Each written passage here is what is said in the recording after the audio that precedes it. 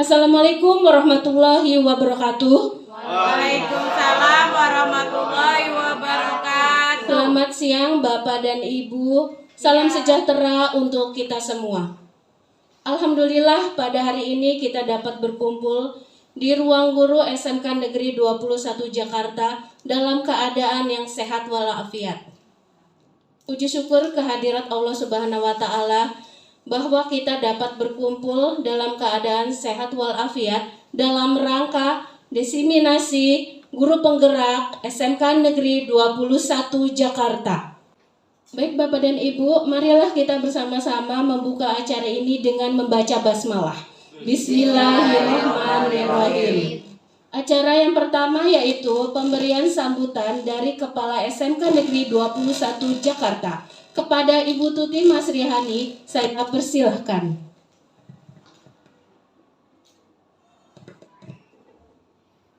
Baik, bismillahirrahmanirrahim.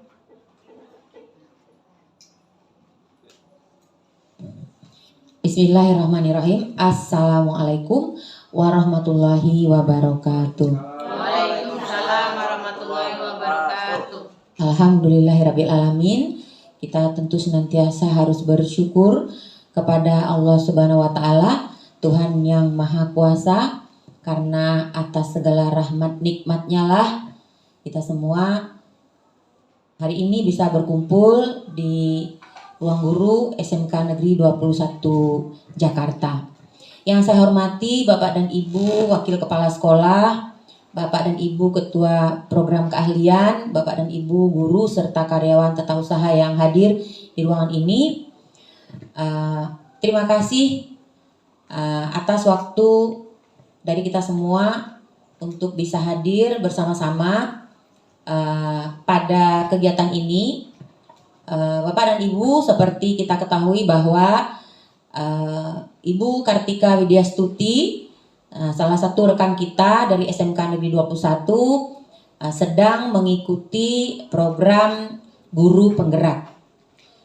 Dari awal kita semua memberikan dukungan positif agar beliau dapat melaksanakan program tersebut. Beberapa rangkaian sudah beliau laksanakan. Dan saat ini tibalah pada rangkaian berikutnya, yaitu diseminasi tentang budaya positif di SMK Negeri 21. Untuk itu juga kita akan berikan dukungan agar program tersebut dapat didiseminasikan dengan baik dan terserap dengan baik sehingga benar menjadi budaya di sekolah kita SMK Negeri 21. Bapak Ibu hadirin yang berbahagia, terutama kepada Ibu Kartika, selamat menjalankan diseminasi kepada kita semua, selamat mengikuti diseminasi. Barangkali itu yang bisa saya sampaikan pada pembukaan diseminasi ini. Semoga sukses dan berjalan lancar. Billahi taufik wal hidayah. Wassalamualaikum warahmatullahi wabarakatuh. Waalaikumsalam warahmatullahi wabarakatuh. Baiklah Bapak dan Ibu, marilah kita beralih ke acara yang selanjutnya. Acara selanjutnya yaitu diseminasi modul 14 calon guru penggerak Angkatan 5 DKI Jakarta SMK Negeri 21 Jakarta yang akan dipaparkan oleh Ibu Kartika Widyastuti. Kepada Ibu Kartika, saya persilahkan. Terima kasih Bu Nurbaiti. Bapak dan Ibu, Assalamualaikum warahmatullahi wabarakatuh. Bapak dan Ibu, terima kasih atas waktunya. Mohon maaf mengganggu karena memang ini harus saya sampaikan selaku saya sebagai guru penggerak Angkatan 5 dari DKI Jakarta di SMK Negeri 21 Jakarta. Bapak dan Ibu, sebelah kiri saya ada Pak Jefta Yohanes Makikyu, MPD, sebelaku fasilitator kami dari DIY, tapi beliau berasal dari Maluku. Kemudian ada di sebelah kanan saya yaitu Bapak Sahabat Bacin, pengajar praktik dari PP SMK Negeri 54 DKI Jakarta. Dan saya sendiri Kartika Widyastuti, CGP Angkatan 5 DKI Jakarta dari SMK Negeri 21. Ya, Bapak dan Ibu, apakah Bapak dan Ibu setuju dengan pernyataan ini? Hukuman dapat mendisiplinkan anak. Pemberian hukuman dengan hal positif seperti membaca atau membersihkan halaman sekolah dapat meningkatkan disiplin anak. Yang ketiga, memberikan penghargaan dapat meningkatkan motivasi belajar anak. Yang setuju kira-kira boleh angkat tangannya Bapak dan Ibu. Poin 1 Bapak dan Ibu, hukuman dapat mendisiplinkan anak, setuju? Yang tidak, angkat tangan Bapak dan Ibu. 1, 2, 3, 4, 5, 6. Ya. Poin 2 ya Bapak dan Ibu, pemberian hukuman dengan hal positif seperti membaca atau membersihkan halaman sekolah dapat meningkatkan disiplin anak. Baca harusnya bisa membaca sendiri, membersihkan sendiri. Boleh ke Pak Rato, Bu? Iya. Kenapa Bapak setuju untuk membaca itu merupakan pemberian hukuman hal yang positif? Terima kasih waktu berikan saya. Assalamualaikum warahmatullahi wabarakatuh. Waalaikumsalam. Yang pertama, membaca itu kan sebuah kegiatan yang positif, terutama mempertajam literasi, dan seolah-olah secara psikologi bukan merupakan hukuman ke anak itu jika dia berkegiatan membaca. Bukan merupakan hukuman, jadi merupakan ya cambuk yang positif. Yang kedua, membersihkan halaman itu ada orang beranggapan bahwa itu merupakan hukuman yang negatif, tapi itu adalah pembelajaran. Pembelajaran membersihkan di rumah, pekerjaan yang bagus itu begini, pekerjaan sekolah ini. Walaupun sedikit membersihkan halaman itu, tapi kalau membersihkan kamar mandi WC itu saya kira juga bukan pas. Tapi kalau membersihkan halaman, terus masuk lari pagi itu adalah bisa meningkatkan disiplin anak yang sangat positif. Baik, Makasih, terima gitu aja kasih kira-kira. Pak Dato. Baik, Bapak Ibu ada yang tidak setuju dengan poin nomor 2? Ya, rata-rata setuju ya Bapak dan Ibu. Oke, kita lihat di poin yang ketiga, memberikan penghargaan dapat meningkatkan motivasi belajar anak. Setuju? Setuju. Baik, terima kasih. Kita akan lihat Bapak dan Ibu, apakah ini semuanya sudah sesuai dengan filosofi Ki Hajar Dewantara yang mengedepankan siswa sesuai dengan kodrat dan zamannya. Nah, yuk kita bermain Bapak dan Ibu.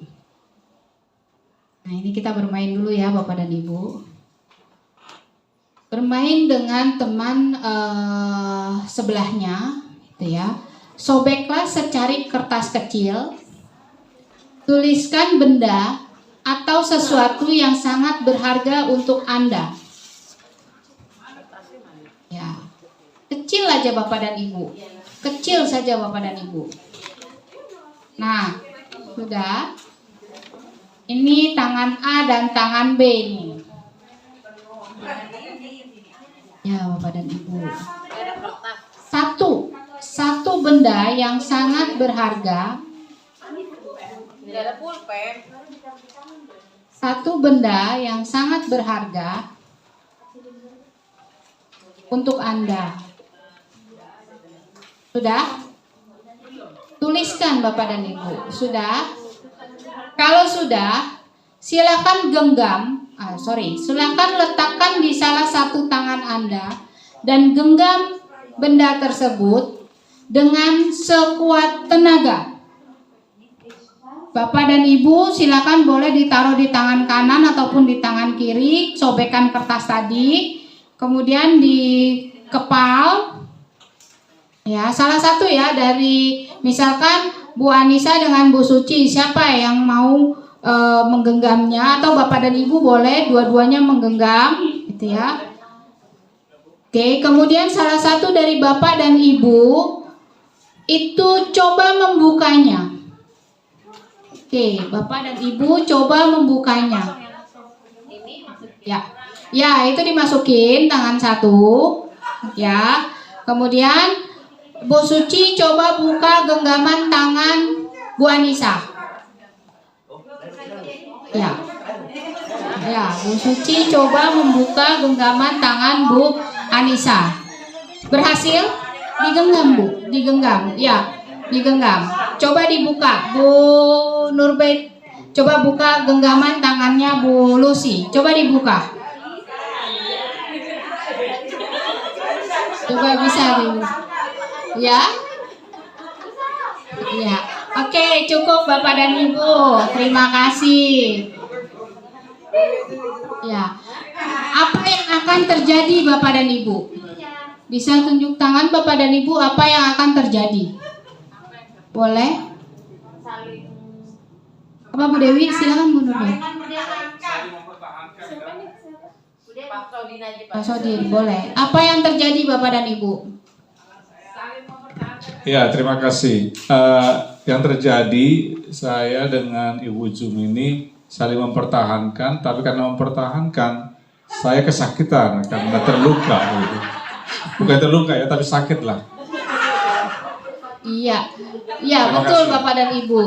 Oke, di sini kita bisa lihat Bapak dan Ibu, sekuat apapun tenaga yang ada di teman Bapak dan Ibu itu tidak akan membukanya. Bahkan Bapak sudah membujuk, mengancam, menghardik, merayu, menyuap, apa saja agar membuka kepalan tangan teman Bapak tersebut, itu tidak akan membuka. Iya apa iya? Iya apa iya Bapak dan Ibu? Oke. Nah, inilah yang akan menjadi perubahan paradigma teori kontrol. Dari ilusi kontrol yang akan kami sampaikan di sini Bapak dan Ibu. Fungsinya apa tadi? Ilusi guru mengontrol murid. Benar gak Bapak dan Ibu? Sekeras apapun kita minta siswa kita, murid kita, bisa berubah gak mereka? Sulit. Nah, yang kedua, ilusi bahwa kritik dan membuat orang merasa bersalah dapat menguatkan karakter. Benar gak Bapak dan Ibu? Ketiga, ilusi bahwa semua penguatan positif efektif dan bermanfaat. Penguatan positif itu sangat efektif dan bermanfaat. Terakhir, ilusi bahwa orang dewasa memiliki hak untuk memaksa. Nah, ini Bapak dan Ibu. Bapak dan Ibu merasa sudah dewasa memaksa kepada murid untuk melakukan sesuatu. Terkadang kita seperti itu Bapak dan Ibu ya. Nah, ini paradigma stimulus respon teori kontrol. Stimulus responnya apa? Kita mencoba mengubah orang agar berpandangan sama dengan kita. Itu gak gampang. Nah, itu tadi kan kita minta kan, ayo buka Bu, buka Pak, buka Bu, buka Bu, kan gak mau kan. Itu kan keputusan ada di tangan siapa? Kita sendiri kan. Terserah kita mau buka atau mau tidak. Nah, maka teori kontrolnya kita berusaha memahami pandangan orang lain tentang kita, tentang dunia. Jadi kalau beliau tidak mau, jadi kita yang berusaha memahaminya Bapak dan Ibu. Kita nggak bisa memaksa. Kemudian yang kedua, stimulus responnya yaitu perilaku buruk dilihat sebagai suatu kesalahan. Nah, ini jeleknya kita Bapak dan Ibu. Siswa yang jelek atau murid yang jelek itu udah kita cap jelek, bener gak Bu? Padahal semua perilaku itu pasti memiliki tujuan. Itu teori kontrolnya Bapak dan Ibu. Kemudian orang lain bisa mengontrol saya, padahal hanya Anda yang bisa mengontrol diri Anda sendiri, iya kan? Kita gak mungkin kan diperintah, Bu Elvi udah selesai belum literasi? Ayo. Padahal mah dalam dirinya gue udah selesai. Ngapain sih gitu kan? Nah, itu kita yang bisa mengontrol diri kita sendiri. Saya bisa mengontrol orang lain, belum tentu Bapak dan Ibu. Batas mengontrol diri teman-teman Bapak dan Ibu itu dari jam 6:30 sampai jam 3 sore. Selebihnya apakah kita bisa mengontrol? Tidak bisa. Anda tidak bisa mengontrol orang lain. Itu teori kontrolnya. Kemudian pemaksaan ada pada saat pujukan gagal. Teori kontrolnya kolaborasi Bapak dan Ibu. Kolaborasi dan konsensus menciptakan pilihan-pilihan baru. Terakhir, model berpikir menang dan kalah. Ayo lo menang kan, gue yang menang, lo yang kalah. Pasti tadi Bapak dan Ibu seperti itu. Ya Pak Sodin ya, pasti seperti itu. Padahal Bapak sendiri tersakiti gitu kan untuk membuka itu sekuat tenaga. Nah itu jangan berpikir seperti itu Bapak dan Ibu. Berpikir, model berpikir menang dan menang. Oke. Nah, ini Bapak dan Ibu yang akan saya diseminasikan kepada Bapak dan Ibu semua tentang budaya positif.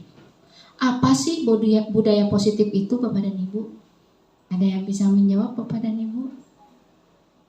Budaya positif itu apa sih? Yuk, Bapak dan Ibu. Apa itu budaya positif? Dari ilustrasi yang tadi sudah Bapak dan Ibu lakukan. Apa itu budaya positif? Apa Pak? Tak coba saya menjawabnya. Budaya positif itu sesuai cerita Ibu tadi atau materinya mungkin segala walaupun buruk jeleknya pandangan yang salah tidak boleh memandang sesuatu positif, perlu dianalisis di mana letak apa itu ya namanya. Pokoknya segala sesuatu harus dipandang dari segi positifnya. Dianalisis, dicari ini kemana sih arahnya, dianalisisnya ke sana sini. Oh kalau nggak ada efeknya kemungkinan mungkin arahnya ke sini. Kita mau dimasukkan ke sini terus. Jadi konteksnya memang begitu. Semua apapun bentuknya negatif pun tetap dianggap positif. Betul. Itu aja. Ya. Kemudian menseragamkan pola pikir dia sama pola pikir kita diarahkan ke sana. Kemungkinan ayo berdiskusi mungkin ke sana. Itu aja kira-kira. Ya, terima kasih Pak Rato. Baik. Bapak dan Ibu, setelah kita mempelajari tadi kepalan tangan, pasti ada budaya positifnya. Budaya positifnya itu apa? Ini Bapak dan Ibu, nilai-nilai. Di situ pasti ada nilai, iya apa enggak? Nilai kesopanan kan gitu. Ya kan? Kesopanan, maaf ya Ibu, saya buka tangannya. Pasti di ngebujuk dong. Iya apa enggak? Maaf ya Bapak, kita mau membuka tangan Bapak kan gitu. Itu nilai-nilai. Kemudian keyakinan-keyakinan dan kebiasaan-kebiasaan di sekolah yang berpihak kepada murid dapat berkembang menjadi pribadi yang kritis, penuh hormat, dan bertanggung jawab. Ini mah gampang Mutika itu. Sebenarnya mudah, tapi ketika kita menjalaninya itu sulit Bapak dan Ibu. Seperti itu. Saya juga sebagai calon guru penggerak ini merupakan satu tamparan buat diri saya. Kenapa? Karena yang selama ini saya pikir yang penting saya melihat siswa itu pinter atau tidak pinter. Karena yang kita nilai adalah hanya selembar pengetahuan. Iya apa enggak Bapak dan Ibu? Sikapnya, udahlah tulis aja A, B, C gitu. Padahal budaya positif itu ada nilai-nilai universal sesuai dengan profil pelajar Pancasila.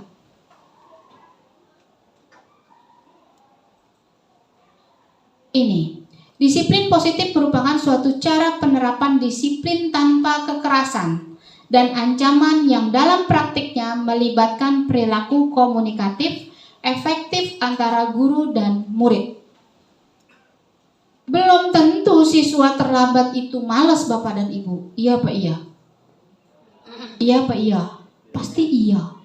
Bisa jadi di perjalanan dia kemacetan gitu kan. Bisa jadi dia kesiangan gitu kan. Bisa jadi tiba-tiba di jalan motornya pecah bannya kan gitu. Nah itu, ada hal-hal yang harus kita yakini Bapak dan Ibu. Penerapan disiplin positif ini mengajarkan murid untuk memahami konsekuensi perilaku yang mereka lakukan. Jadi kita tanya, kalian tahu keyakinan sekolah apa nih yang sudah kita sepakati? Awalnya keyakinan kelas itu yang Bapak Ibu ketahui adalah peraturan. Tapi kalau peraturan itu konotasinya pasti negatif Bapak dan Ibu.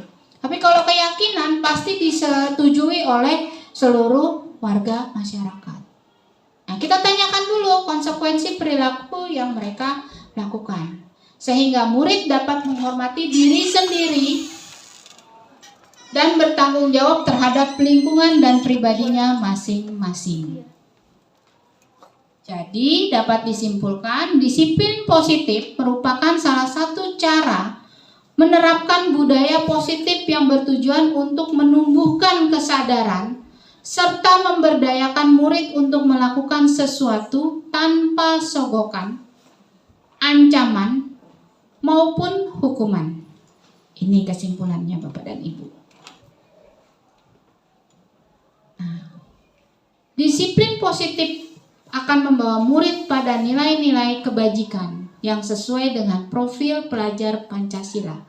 Bapak dan Ibu, saya berterima kasih kepada Bapak dan Ibu sudah mau ikut serta dalam kegiatan kita sesuai profil pelajar Pancasila. Yang pertama yaitu beriman dan bertakwa kepada Tuhan Yang Maha Esa dan berakhlak mulia.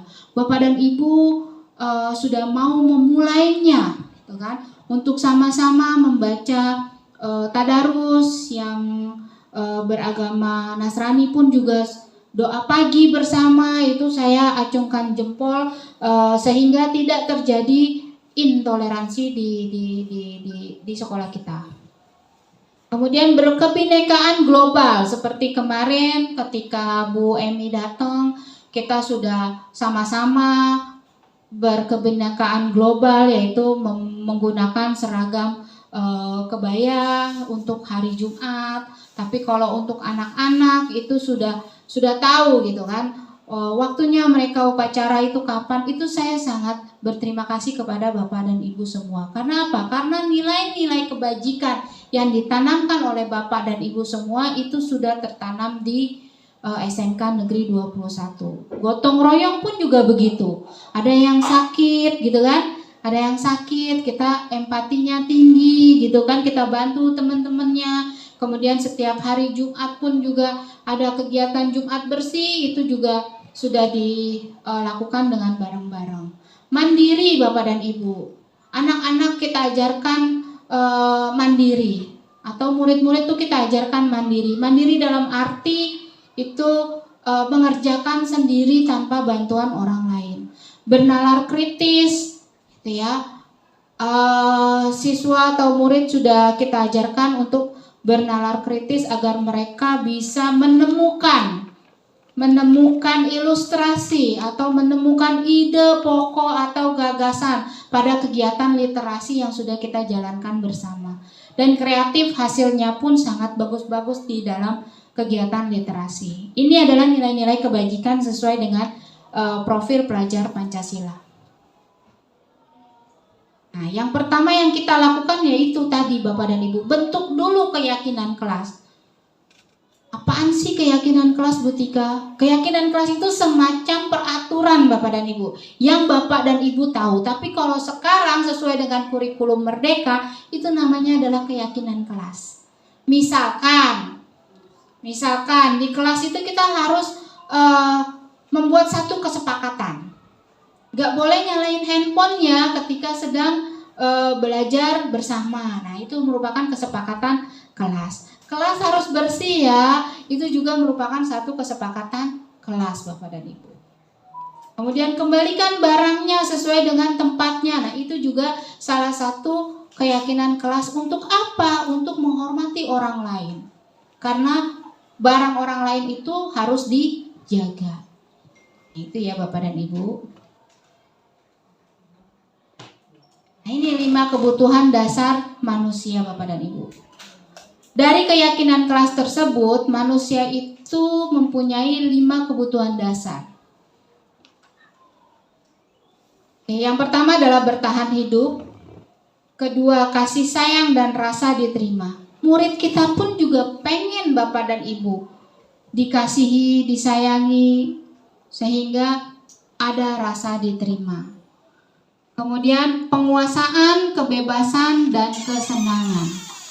Penguasaannya apa? Materi Bapak dan Ibu. Sangat disayangkan ketika anak-anak atau murid-murid datang ke sekolah, Bapak dan Ibu tidak ada di sekolah.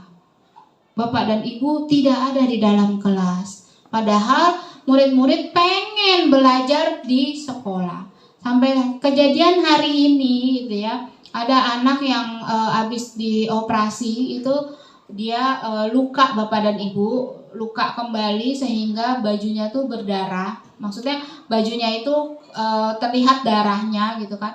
Saya suruh pulang, berdua dengan wali kelasnya saya suruh pulang. Nggak mau Bapak dan Ibu. Kenapa? Karena dia pengen belajar. Jadi dia pengen mempunyai penguasaan materi. Seperti itu Bapak dan Ibu. Kebebasan. Kita nggak bisa maksa anak tersebut. Udah kamu di rumah aja. Nggak bisa. Kenapa? Karena mereka pengen belajar di sini. Akhirnya kita memberikan satu kebebasan. Nah, caranya bagaimana kalau di dalam kelas? Contoh yang paling sederhana, ketika Bapak dan Ibu memberikan soal, biarkan siswa yang berkreasi Bapak dan Ibu, sesuai dengan bakat dan minat mereka. Contohnya seperti kegiatan literasi, kelas 10 kita bebaskan untuk membuat apa? Apakah boleh puisi, apakah boleh poster? Nah, itu kita bebaskan seperti itu Bapak dan Ibu. Kesenangan kita berikan kesenangan murid-murid siswa kita untuk bereksplor dirinya. Jangan pernah memarahi siswa kita atau murid kita itu hanya untuk mereka bersenang-senang di dalam kelas. Belum tentu anak yang senang-senang itu anak yang bodoh Bapak dan Ibu. Nah, ini 5 dasar kebutuhan manusia. Posisi kontrol kita nih Bapak dan Ibu.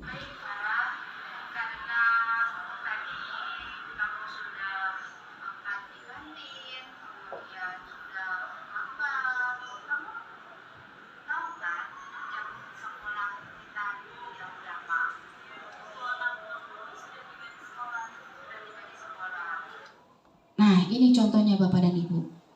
Di mana posisi kontrol kita Bapak dan Ibu? Penghukumkah? Pembuat rasa bersalahkah? Temankah? Memantaukah? Atau manajer Bapak dan Ibu? Ada yang bisa menjawab Bapak dan Ibu? Ada yang bisa menjawab Bapak dan Ibu?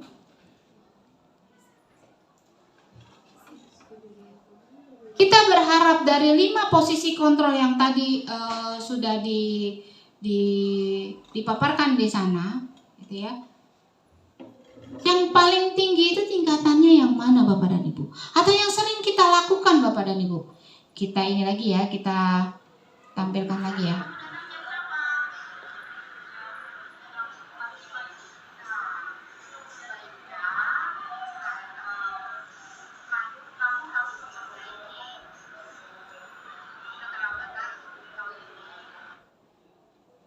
Biasanya kita berlaku selaku penghukum.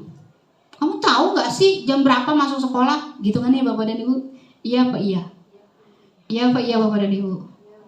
Kenapa kamu makan di kantin? Nah, itu biasanya posisi sebagai seorang penghukum. Tuh, pembuat rasa bersalah bagaimana? Tolong dong nak, kamu datangnya cepat. Nanti ibu takut diomelin kepala sekolah. Berarti kan siswa merasa bersalah, benar gak Bu? Benar gak Pak? Nah, seperti itu. Kalau selaku teman, nah silakan Bapak dan Ibu pantau.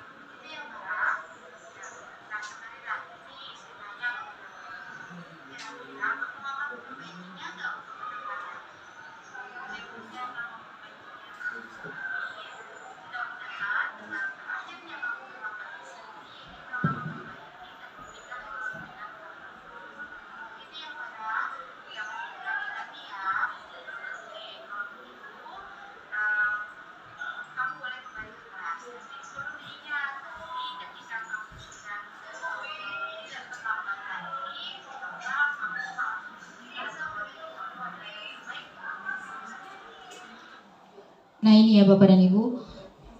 Terakhir selaku pemantau dan manajer. Kalau selaku pemantau dia cuma memantau saja Bapak dan Ibu.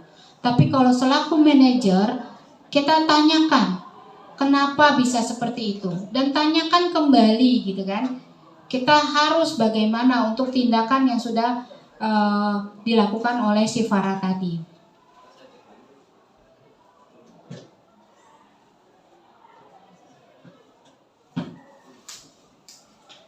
Lima posisi kontrol tadi harus kita lakukan dengan segitiga restitusi Bapak dan Ibu. Yang pertama adalah menstabilkan identitas. Tadi caranya, bertanya dulu. Oke, bertanya dulu. Menstabilkan identitas itu bertanya terlebih dahulu. Tentu kenapa kamu mempunyai kesalahan seperti itu. Dan mengapa atau apakah alasannya kamu melakukan kesalahan seperti itu. Kemudian yang kedua, memvalidasi tindakan.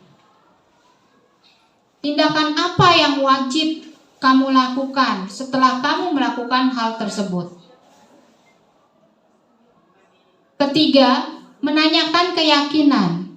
Kira-kira keyakinan sekolah apa sih yang wajib kamu lakukan? Nah, tadi sudah ditanyakan. Ini yang sudah saya lakukan di SMK Negeri 21 Bapak dan Ibu. Jadi jika siswa terlambat, jangan pernah Bapak dan Ibu tanya, tahu nggak jam berapa masuknya? Jangan pernah Bapak dan Ibu. Karena dengan menghardik seperti itu membuat siswa atau murid merasa bersalah.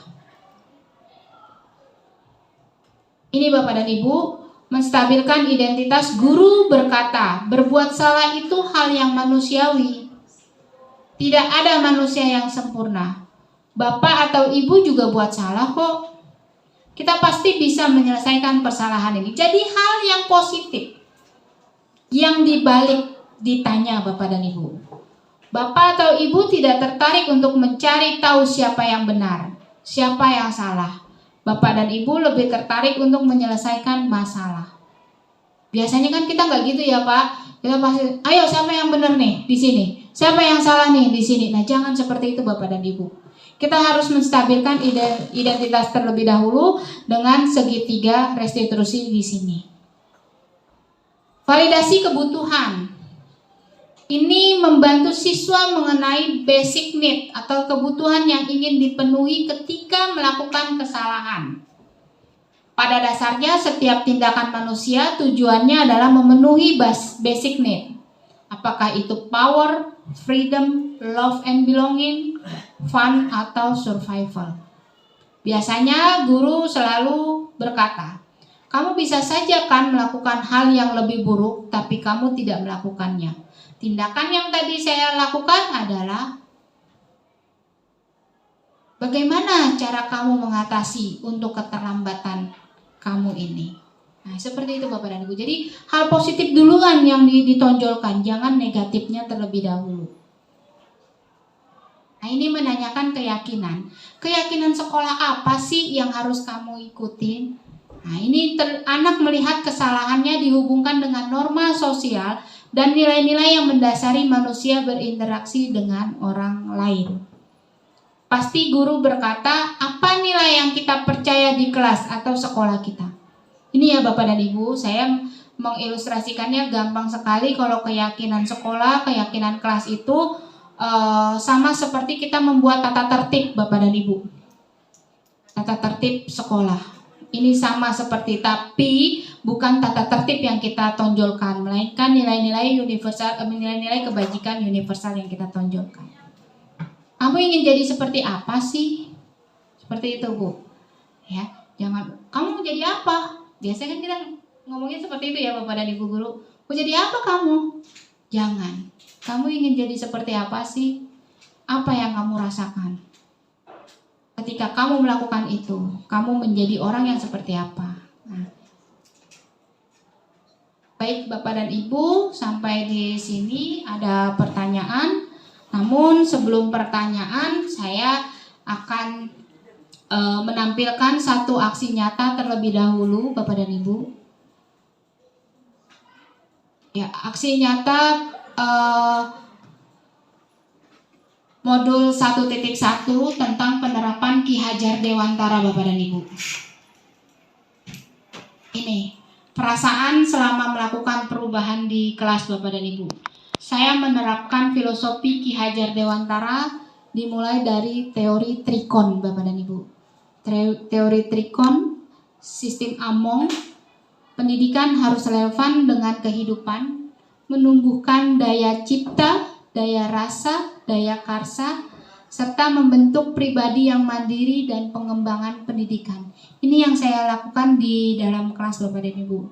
Saya telah melakukan perubahan aksi nyata. Perasaan saya antusias dan semangat selama mengimplementasikan ke dalam kegiatan sekolah, yaitu dengan pembelajaran berpusat pada anak, penanaman budi pekerti. Yang saya tanamkan budi pekertinya tadi ya Bapak dan Ibu, beriman dan bertakwa, kemudian menerapkan budaya 5S, serta berkolaborasi bersama dalam pembelajaran. Saya kebetulan mengajarkan bisnis online. Saya tidak memaksa siswa membuat website dengan program A, tidak Bapak dan Ibu. Saya mengajarkan siswa, memberikan kebebasan kepada siswa membuat website dengan aplikasi apapun yang mereka pahami Bapak dan Ibu.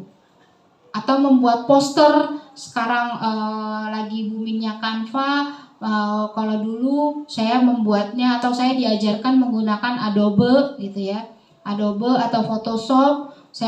Karena sayanya nggak bisa gitu, akhirnya saya membebaskan kepada siswa untuk membuat aplikasi poster sesuai dengan kemampuan mereka masing-masing. Ide atau gagasannya ini menerapkan teori trikon gitu ya, yaitu menjadi pamong Bapak dan Ibu. Saya melakukan pendekatan kepada siswa Bapak dan Ibu. Saya menuntun siswa, alhamdulillah bisa berjalan dengan baik. Kemudian menumbuhkan daya cipta, rasa dan karsa di kelas saya gitu kan, dan saya berharap untuk kelas-kelas jurusan juga sama seperti itu. Kemudian menerapkan sistem Among, yaitu pola ASI, ASA dan ASU. Kemudian saya berkolaborasi dengan teman-teman untuk melakukan pendidikan secara optimal. Membentuk pribadi yang mandiri itu menuntun agar murid menjadi diri sendiri tanpa nyontek dengan teman-teman yang lainnya. Kemudian pendidikan relevan dengan kehidupan itu saya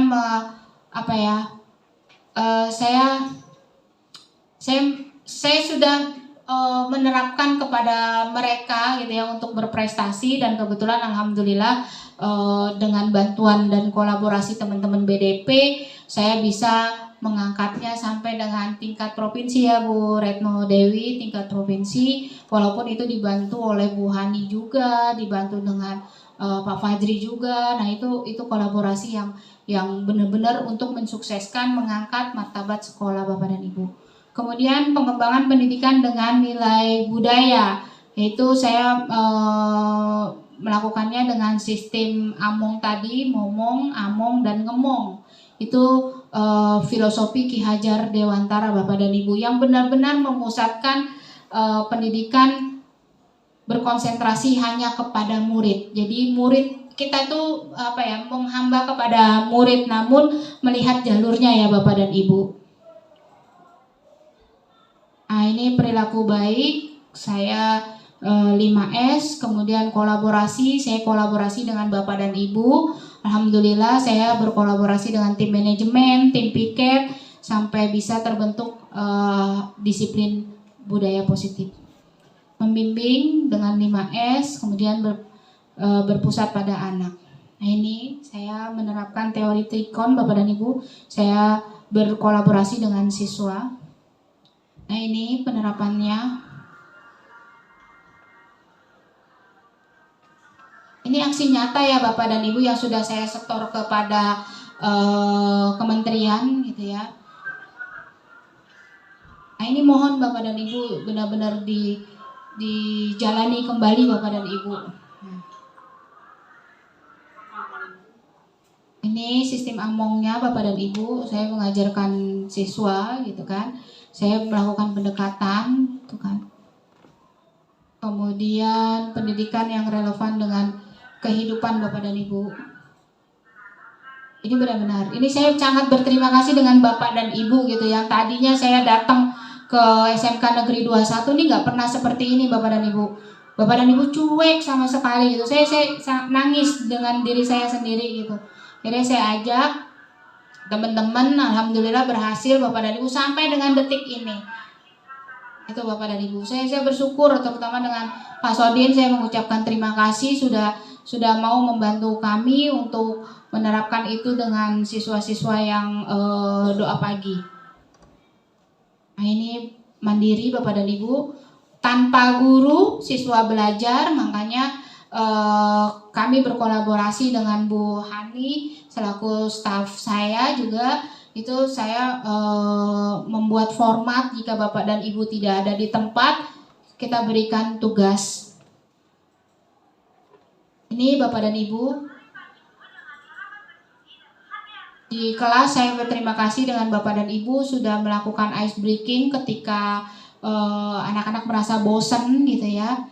Nah ini siswa yang saya antarkan ke setiap lomba Bapak dan Ibu, dan alhamdulillah beliau sekarang mendapatkan prestasi, diterima di mana ya Bu Hani ya? Iya di PNJ. Nah ini siswa awal saya Bapak dan Ibu di tahun 2018. Jadi saya bangga gitu ya, sudah bisa menelurkan 5 ya. Berapa siswa ya? Di jurusan ini 2 ya. PDP 2, RPL 5 ya. RPL berapa Bu? 3 ya.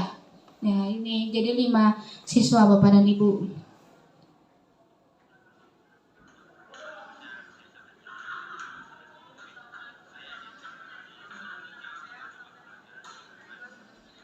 Ini testimoni Bapak dan Ibu, mereka mengatakan senang diajar oleh saya, tapi nggak tahu ya senangnya benar atau tidak. Cuma yang udah saya sebarkan angket itu mereka merasa aman dan nyaman Bapak dan Ibu. Nah ini testimoni dari Bapak dan Ibu guru, salah satunya ada guru kita di sini dengan Bu Sophie dan Bu Cucu. Terima kasih Bapak dan Ibu. Iya. Ini sudah saya setor ya Bapak dan Ibu ke kementerian gitu ya. Jadi memang ini bukti nyata saya gitu ya. Jadi terima kasih Bapak dan Ibu sudah membuktikannya dengan baik. Nah ini ada Bu Lucy juga yang sudah memberikan testimoninya gitu kan, bahwa saya sudah membawa SMK Negeri 21 ke dalam perubahan-perubahan tersebut.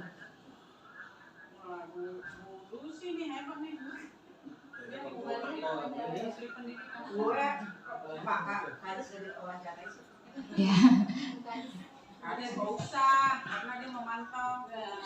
Nah, ini aksi nyata saya di nilai-nilai dan peran guru penggerak. Apa ini, Bu?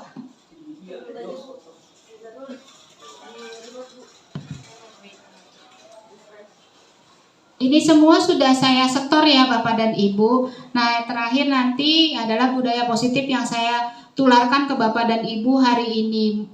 Mohon bantuannya agar budaya positif ini berjalan dengan baik. Bentar ya Bapak dan Ibu. Mantan Bapak Boya sekarang masuk.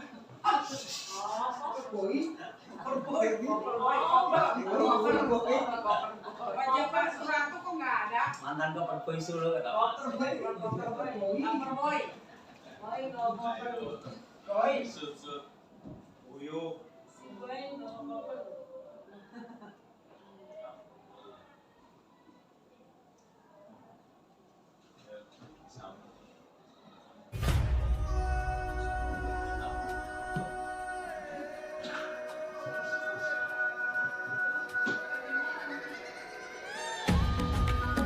Ya, ini pengembangan diri saya secara sederhana, mengembangkan diri Bapak dan Ibu. Saya mengembangkan diri mengikuti banyak-banyak pelatihan karena menjadi CGP nggak cukup Bapak dan Ibu, itu memang harus benar-benar banyak belajar dan belajar. Berkolaborasi Bapak dan Ibu dengan Bapak dan Ibu semua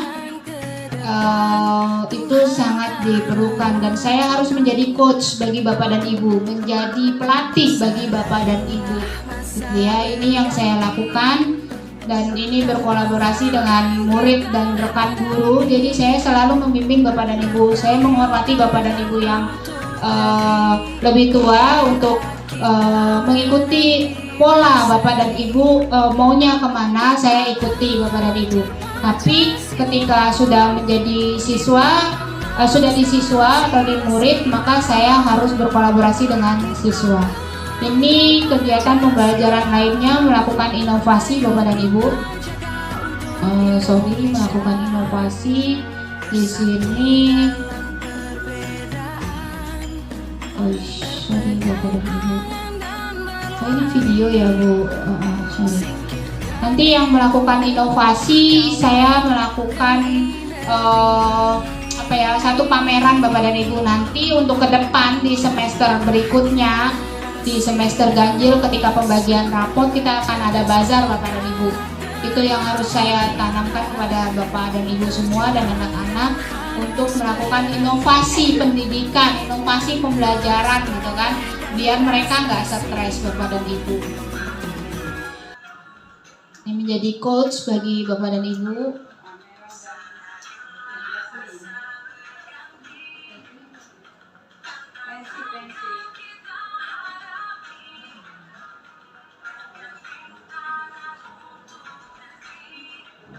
Ya, ini inovasinya ya Bapak dan Ibu.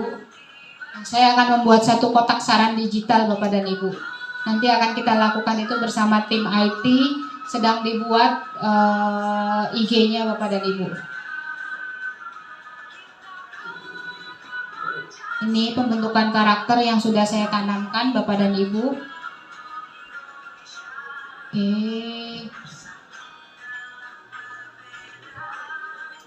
Ini kegiatan mengajar, saya selalu student center, saya bertanya dengan siswa, bukan saya yang menjadi pokok senternya, tapi siswa yang menjadi student center, kemudian melakukan ice breaking dan refleksi Bapak dan Ibu.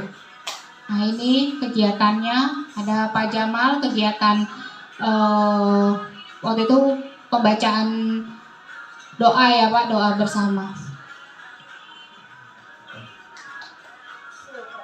Itu aksi nyata saya Bapak dan Ibu untuk modul 1.2 nilai guru penggerak. Jadi nilai-nilai yang saya tanamkan adalah menjadi coach, kemudian mandiri, kemudian melakukan pengembangan. Melakukan pengembangan itu belajar dan belajar Bapak dan Ibu. Gitu ya.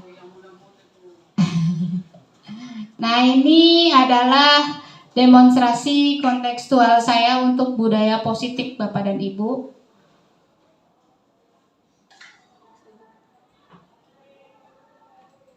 Nah ini praktek segitiga restitusi tadi sudah saya praktekkan Bapak dan Ibu.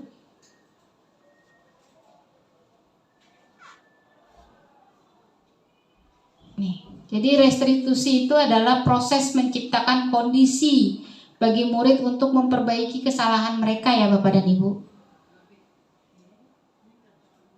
Ini yang sudah saya lakukan Bapak dan Ibu.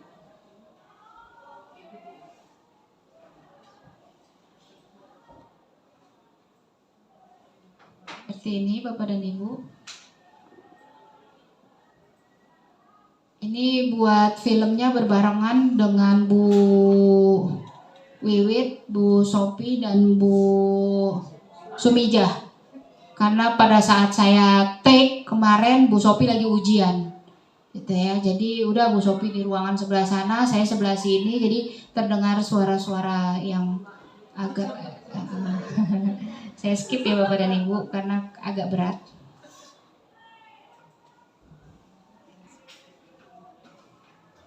Ini tadi sudah Bapak dan Ibu saksikan ya. Ini testimoni siswa.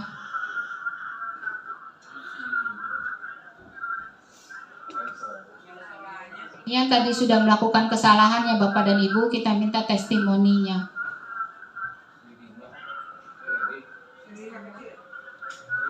Ya.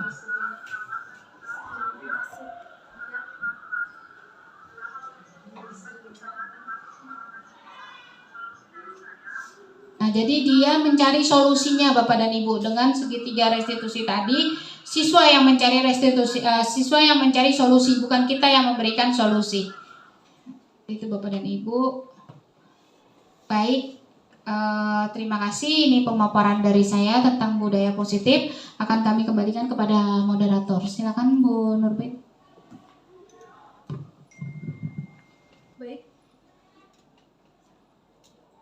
Yes.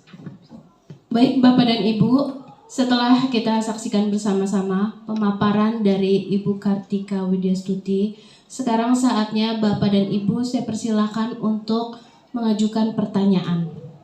Silakan bagi Bapak dan Ibu yang ingin bertanya, saya persilahkan.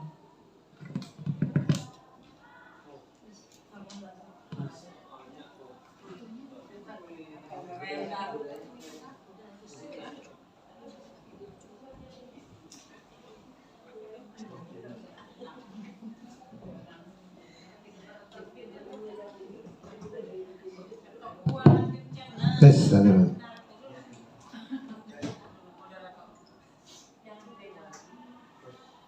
Tes 1, 2, 3. Ya, terima kasih ya yang Bu Tika sudah memaparkan panjang lebar tadi. Sini saya ambil yaitu suatu yang tadi budaya positif. Ya. Kalau kita menyimak ya budaya positif itu kayaknya kita ya banyak ininya ya penuh dengan pertimbangan sebenarnya. Sekarang kita kaitkan dengan disiplin yang kita terapkan. Contoh, ya kemarin kita masuk jam 6.30 tutup pintu tanpa mempertimbangkan ya terlepas dari ini ya siswa dan guru. Ya kita ambil siswanya. Pak, saya macet ini. Kita tidak menerima itu mana ininya? Yang tidak menerima wangi dia macet ini ya. Ya, padahal 1 menit, 2 menit nggak boleh masuk. Gimana? Kita kaitkan budaya positif. Nah, ya. Belum kita tidak lihat ke gurunya lagi. Ini siswa. Nah, kita mengemukakan terhadap siswa. Apa tidak bertentangan dengan budaya positif? Ya. Itu, ya. Nah, itu kalau dilihat ini ya, kan harus semuanya harus kita ya kita tanya apa permasalahan siswa yang ini. Sebenarnya dari prinsip anak juga sudah tahu bahwa jam 6:30 dia sudah berusaha tapi halangan di jalan. Kita sementara ya disiplin nggak bisa. Jam 6.30 tutup. Ah ini perlu kita ini penjelasannya. Ya terima kasih. Assalamualaikum warahmatullahi wabarakatuh. Waalaikumsalam.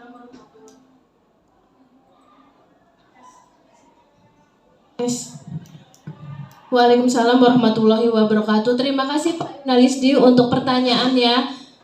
Kemudian silakan Bu Tika untuk menanggapi pertanyaan dari Pak Yonalisdi. Iya. Mau langsung dulu atau bagaimana Bu? Mending langsung dulu aja ya, 2 pertanyaan lagi jadi bisa kita jawab sekalian. Ya. Baik, Bapak dan Ibu, silakan 1 orang penanya lagi. Saya persilahkan bagi Bapak dan Ibu.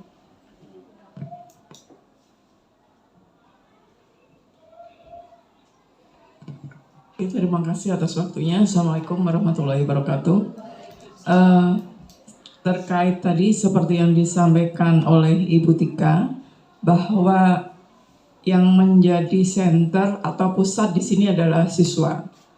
Ya, di sini kita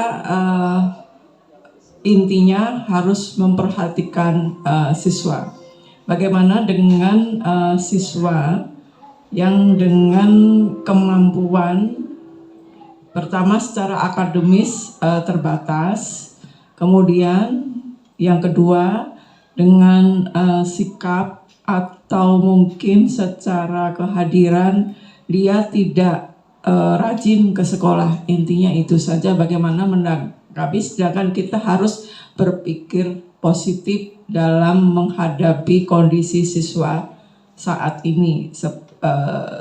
Apalagi setelah kemarin, setelah masa PJJ itu, setelah kita praktek di lapangan, setelah kita tatap muka, itu ternyata sangat berbeda jauh dengan kondisi anak saat PJJ dengan setelah kita tatap muka, ternyata jauh sekali. Utamanya kalau dalam praktek seperti itu, mungkin kebetulan saya mengajar bahasa Inggris, mungkin dalam reading, mungkin praktek kejuruan khususnya, mungkin juga saya dengar guru-guru yang mengajar produktif juga ada kesulitan. Terima kasih. Baik, terima kasih Ibu Rina Nursanti untuk pertanyaannya. Saya persilahkan kepada Ibu Kartika untuk menjawab 2 pertanyaan yang sudah disampaikan tadi. Baik, terima kasih Bu Nurbaiti atas panduan pertanyaannya. Pertanyaan yang pertama itu dari Pak Yonal ya. Ya, Pak Yonal benar banget gitu kan. Kalau budaya positif itu sebenarnya memang dilakukan oleh seluruh stakeholder, seluruh pemangku pemangku kepentingan yang ada di sekolah gitu kan, atau seluruh masyarakat di sekolah. Itu ya Pak Yonal gitu kan. Tapi kalau untuk kebijakan tersebut yang baru-baru ini kita lakukan, sebenarnya kita pelaku pembuat keputusan, kita pelaku pembuat keyakinan itu harus benar-benar berpihaknya pada siswa, Pak. Benar-benar berpihaknya kepada murid gitu kan. Jadi kita harus membuat ini dulu, Pak. Bentuk dulu keyakinan sekolah kita. Keyakinan sekolah kita yang baku, keyakinan sekolah kita yang benar-benar disepakati oleh masyarakat itu apa? Kalau sudah dibuat, diyakini, baru kita lakukan. Itu. Nah, sebenarnya sih ini yang harus kita pahami ya Pak Yonal. Namun Bapak dan Ibu ini kan juga baru gitu kan, baru tahu nih bahwa KHD itu nggak sembarangan. Bapak, pendidikan kita tuh benar-benar nggak sembarangan gitu kan. Jadi memang sebenarnya kita tuh guru gitu. Dikaitkan nanti dengan pertanyaan Bu Rina, kita tuh guru. Tugasnya cuma menuntun Bapak dan Ibu. Kita tugasnya cuma menuntun, cuma mengarahkan.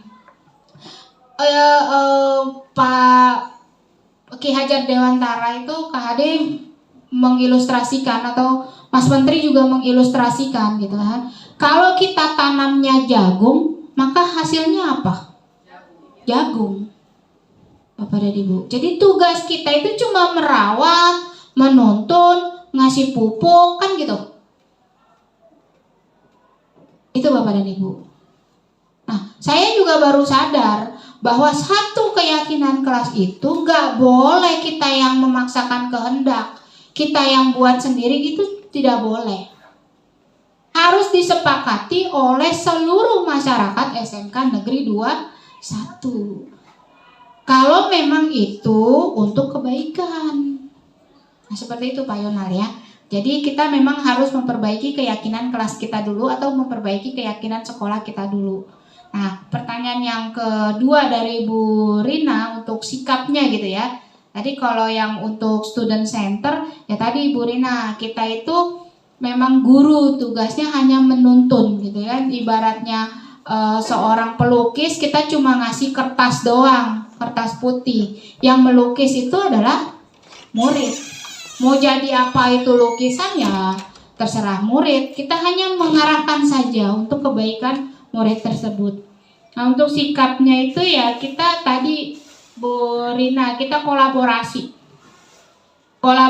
Bapak dan Ibu. Nah, makanya di kurikulum Merdeka ini itu ada penguatan proyek profil pelajar Pancasila. Nah, itu harus memang kolaborasi dengan semuanya Bapak dan Ibu. Kenapa kita harus melakukan diagnostik awal? Supaya kita tahu bakat dan minat siswa di awal Bapak dan Ibu. Selama ini kurikulum 2013 kita membuat model pembelajaran itu sama untuk satu kelas. Iya Pak, iya Bapak dan Ibu.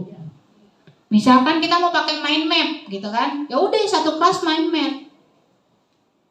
Ya anak itu kan belum tentu tahu mind map itu apa gitu. Jadi kita harus diagnosis awal dulu terlebih dahulu Bapak dan Ibu, supaya oh ini pembelajaran ini nih metodenya pakai ini gitu. Bisa pakai jigsaw, bisa pakai number head to number head gitu. Ya, kalau kemarin yang Bu Emi sampaikan itu pembelajaran diferensiasi Bapak dan Ibu. Jadi di kelas itu memang wajib mempelajari pembelajaran diferensiasi. Begitu Bu Rina. Jadi memang harus kolaborasi Bu Rina antara guru yang satu dengan guru yang lainnya. Bukan berarti itu tanggung jawab sendiri Bapak dan Ibu, karena kita nggak bisa menuntun siswa sebanyak itu Bapak dan Ibu. Kita harus berkolaborasi dengan guru yang satu dan yang lainnya. Begitu Bu Rina. Saya kembalikan ke Bu Nurbet. Boleh? Ada lagi satu pertanyaan? Iya, sesi kedua. Baik, dibuka sesi kedua. Bagi Bapak dan Ibu yang ingin mengajukan pertanyaan, saya persilahkan.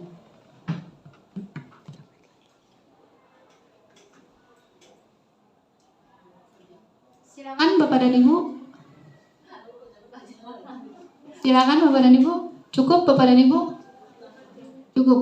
Baik, saya dulu ya Bu Nurbet. Kalau cukup Bapak dan Ibu, tadi saya membukanya dengan Assalamualaikum, maka saya harus menutup dulu materi ini Bapak dan Ibu dengan kesalahan datangnya dari saya, kebaikan dari Allah Subhanahu wa taala. Mudah-mudahan diseminasi yang saya berikan kepada Bapak dan Ibu bermanfaat untuk kebaikan SMK Negeri 21.